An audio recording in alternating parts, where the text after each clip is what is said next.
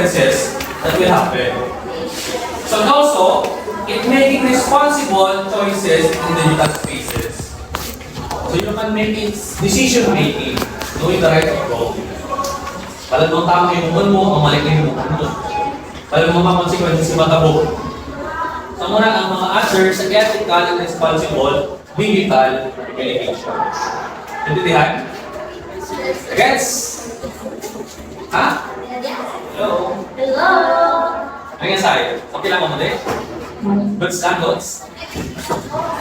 Okay, what are the different or mga including under sa ethical and responsible digital communication? So number 1, ibasa, Nash.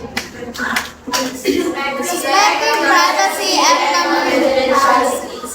Keeping personal information private and not sharing messages, photos, or data without permission. This helps protect individuals from identity theft, embarrassment, or harm. Okay, number 1, respecting privacy and confidentiality. So from the word respecting your privacy. So private identity mo kumbaga. So ang description, keeping personal information private and not sharing messages, photos, or data without permissions. So not leaking any information about that person. Kumbaga, example na. So I remember kung bayan sa last December. So screenshots. Ibang mga social media, mga nanunuhay ang viral sa last December ba ito?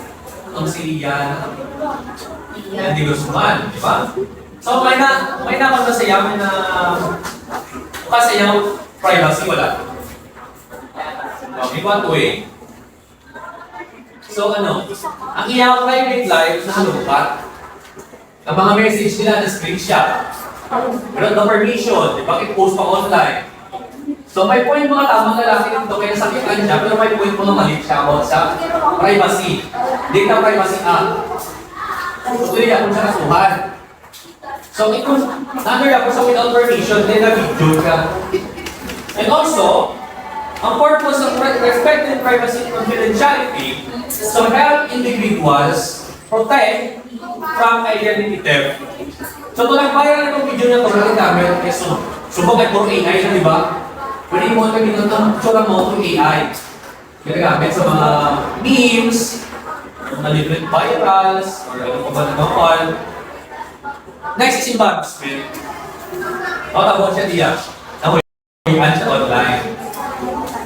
Hindi ka pang bako ka na, bako ka na, bako. And also last harm. Kasi ilimita ko lang, threat na siya. Or pinamalan sa mga malaking na bagay. So, number 1 is you need to respect privacy. If you don't want to chat mo, you don't want to chat mo.